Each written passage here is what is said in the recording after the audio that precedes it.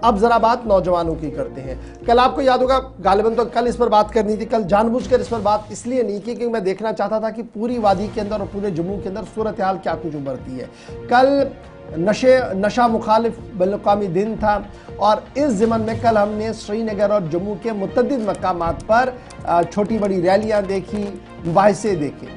लेकिन माहिरीन और मुबस्सिरीन का मानना है कि इन कमरों से और इन फोटो सेशन से ऊपर उठकर अब काम करने की ज़रूरत है, क्योंकि उड़ता जम्मू कश्मीर हो चुका है और सरकारी एदाद-ओ-शुमार भी ये बता रहे हैं कि लाखों लोग नशे के आदी हो चुके हैं। लेकिन उसके बरक्स जो मुनज़्ज़म और ठोस पॉलिसी इंतज़ामिया के हाथ में होनी चाहिए थी कि किस तरीके से इस नशे से रियासत को पाक किया जाए, वो अभी तक भी नाफिजुल अमल नहीं है। नो डाउट सरकार यानी पुलिस का एक हिस्सा जो पुलिस इंतज़ामिया है वो बिल्कुल मुतहरिक है और नशा मुखालिफ कार्रवाइयाँ भी चल रही है।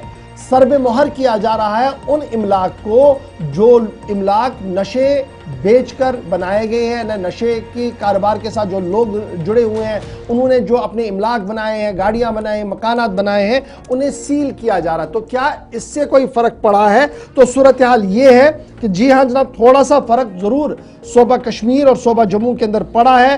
हीरोइन का इस्तेमाल जो तेज़ी के साथ चलता था, जो धड़ल्ले के साथ बढ़ रहा था, उस पर थोड़ी बहुत रुकावट लगी है। अब हीरोइन का इस्तेमाल कम हो रहा है। तो नशा किस तरीके का बिकता है जम्मू कश्मीर के अंदर? फार्मास्यूटिकल यानी जो दवाई की दुकानें हैं, यहाँ पर कुछ ऐसी चीज़ें हैं, कुछ ऐसी दवाइयाँ हैं जो न्यामुल बदल के तौर पर ली जा रही है और ये दवाइयाँ जब खाई जाती है, जब ली जाती है, तो ये एज ए साइलेंट किलर के तौर पर मुआशरे के अंदर काम कर रही है। इंतज़ामी अमूर चलाने वाले अफसरान का मानना है कि जो एक मुनज़्ज़म पॉलिसी होनी चाहिए थी, कम्प्रहेंसिव ड्रग पॉलिसी होनी चाहिए थी, उसका निफाज बहुत ज़्यादा ज़रूरी है, उसका होना चाहिए। और पार्लियामेंट की स्टैंडिंग कमेटी बराए जस्टिस और एम्पावरमेंट क्या कहती है जी? 1-1.5 साल पुरानी रिपोर्ट है, मैं ज़रा इसको कोट करता हूँ कि 13.5 लाख जम्मू कश्मीर के लोग ड्रग अब्यूज़र्स हैं। 1,60,000 से ज़्यादा लोग माइनर हैं जिनकी उम्र 10 साल से 17 साल के दरमियान है और 95,000 से ज़्यादा लोग वो हैं जो चर्स, गांजा और दीगर चीज़ों का इस्तेमाल करते हैं। इसी रिपोर्ट को जब आप खंगालते हैं तो पता लगता है कि 8,000 से ज़्यादा बच्चे श्रीनगर शहर और आसपास की मैं सिर्फ बात कर रहा हूं जो इंतहाई मुहल्लिक बीमारियों में मुब्तला हो रहे हैं। और ये लाखों की तादाद जब आप जम्मू कश्मीर के अंदर देख रहे हैं तो इसमें अब आपको ये भी देखना होगा कि मुतअद्दिद मकामात पर शायद ही वो कोई दिन हो जिस दिन हम देख रहे हैं कि किसी की लाश नहीं मिली, नौजवान का हरकत कलब बंद हुआ। और जब आप उसका एनालिसिस करते हैं, नो डाउट कि उसके घर वाले बड़े दबे लफ्जों में, लेकिन उसके आसपास के जो लोग होते हैं वो ज़रूर बताते कि नशा कर रहा था और ओवरडोजिंग की वजह से हर दिन लोग मर रहे हैं। तो क्या ये जो टीवी पर आप देख रहे हैं रैली निकालने से मसला हल होगा? क्या बंद कमरे में मुबाहिसे से ये मसला हल होगा? क्या सिग्नेचर कैंपेन से ये मसला हल होगा? या हुकूमती इदारों को एक मजबूत मुतहरिक कदम उठाना होगा, एक मसवदा कानून तहरीर करना होगा जिसके बाद सूरत हाल पर काबू किया जा सकता है? जी आसिफ। सैयद इरफान फाजिल भी हमारे साथ हैं, आदाद शुमार की तरफ भी चलेंगे, प्रोग्राम्स, वॉक्स, सेमिनार्स, डिबेट्स, डिस्कशंस, ये पूरा सिलसिला गुज़श्ता 12-15 घंटों के दौरान हमने देखा है वादी कश्मीर से सूबा जम्मू और लद्दाख तक। सैयद इरफान फाजिल, आदाद शुमार जिस तरफ रेफर कर रहे हैं, सूरत हाल बिल्कुल ख़राब है और अभी भी अगर ये कहें कि पिछले साल जब हमने सीरीज़ चलाई थी तो लग रहा था उसके बाद बहुत कोशिशें हुई, लोगों में एक किस्म की बेदारी पैदा हुई, खुद लोग बहुत जगहों पर बाहर निकलते देखे, लेकिन वो जो हम एक्सपेक्ट कर रहे थे कि नंबर डाउन होगा, वो आज की रिपोर्ट्स फिर बताती हैं सरकार के अपने इदारे वो बढ़ते चले जा रहे हैं। जिम्मेदारी जो इज्तमाही तौर पर थी, जो कलेक्टिव रिस्पॉन्सिबिलिटी थी, क्या उससे अभी भी as a civil society, as a मुआशरा हम दूर हैं? नतीजा आज हम सबके सामने है।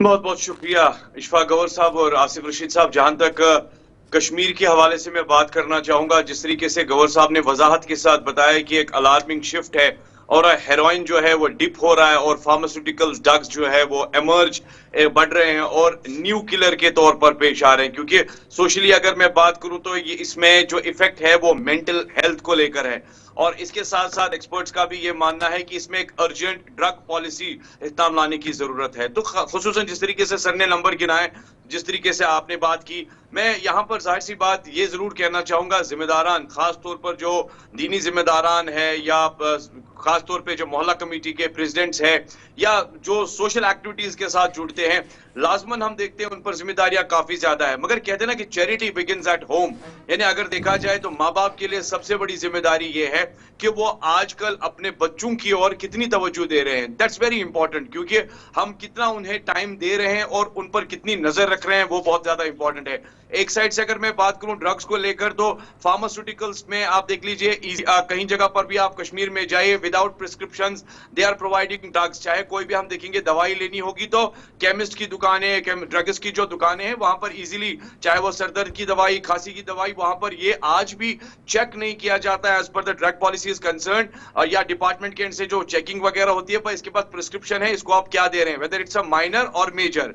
दूसरी जानिब जो है ये बड़ा इंपॉर्टेंट रीजन है कि जिसकी वजह से आम दवा हो गई है और एज फैक्टर को लेकर ये किसी को पता नहीं है कि इसका यानी किस तरीके से इस्तेमाल है और क्या करना है। No doubt is police and administration and enforcement departments are doing fabulous job. हमने देखा कि बिग फिशेस तक भी जी हाँ शिकंजा जो है रखा गया और कोशिश ये की जा रही है कि ड्रग्स से सोसाइटी को दूर रखे। हमारी चैनल ने भी एक मुहिम छेड़ी, उसके बाज़ाब्ता तौर पर इंप्लीमेंटेशन भी ग्राउंड पर दिखा। मगर इसके साथ साथ जिम्मेदारान जो है वो बड़ा इंपॉर्टेंट है। अगर मैं इस वक्त रिवीलिंग फ्यूचर को लेकर बात करूंगा, जो खास तौर पर जो नंबर है दैट इज 11,80,000, जिसमें आने वाले टाइम में बताया जा रहा है कि इन फ्यूचर रिवील होगा 18 से लेकर 75 एज ग्रुप में, जो कि एक बहुत बड़ा लार्ज नंबर है। इसमें आप देखिए कैनबीज है, ओपिड्स है, सेडेटिव्स है, इनहेलेंट्स है, या कह सकते हैं कि हेरोइन वगैरह, ये सारी, या कोकाइन है, ये सारी जो है इसका नंबर भी बढ़ रहा है। मगर सबसे बड़ी इंपॉर्टेंट यहाँ पर ग्राउंड पर इंप्लीमेंटेशन सर तभी है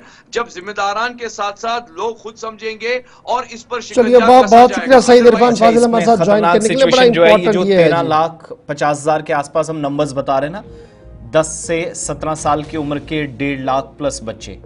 अब मैक्सिमम बच्चे जो दोनों प्रोविंसेस के, किसी एक जगह की कहानी नहीं, लेकिन जम्मू के मुकाबले कश्मीर के ज्यादा। ये तो बड़े छोटे फिगर्स है, जो अब आप इंडिपेंडेंट जो एनालिसिस है उनको देखेंगे ना तो फिर ये बहुत ज़्यादा फिगर है। और जो लोग इम्हास के अंदर है, जो सरकारी तौर पर इदारा चलता है, उनसे पूछे कि जनाब हर दिन आप कितने लोगों का इलाज करते हैं, तो फिर आपके होश उड़ जाते हैं। फिर जो लोग प्राइवेट में देखते हैं, जो अस्पताल नहीं जाते हैं, प्राइवेट में देखते हैं, जब उनसे पूछते हैं कि जनाब क्या सिचुएशन है, तो फिर रोना आता है इंसान को। और फिर हमारी बेटियां इसमें हैं। और आज भी मुझे याद है उमर अब्दुल्ला वाली हुकूमत ने यह वादा किया था कि जनाब ख़वातीन के लिए एक मखसूस रिहैबिलिटेशन सेंटर बनाया जाएगा, जो ड्रग रिहैबिलिटेशन सेंटर बनाया जाएगा, लेकिन अभी तक भी कोई काम नहीं किया गया। और उल्टा ये कहा गया कि जनाब अभी इसकी ज़रूरत नहीं है। शायद नेशनल कॉन्फ्रेंस के मैनिफेस्टो और सरकार के मैनिफेस्टो में काफ़ी फ़र्क है। अगर उस वक्त उन्होंने देखा होता जो उनकी अपनी कमेटी ने रिपोर्ट दिया था, तो शायद उस बात का इशारा उमर साहब अपने मैनिफेस्टो में नहीं कर, लेकिन सरकार बनते ही ये चीज़ें क्यों तब्दील होती है, एक बड़ा सवाल है।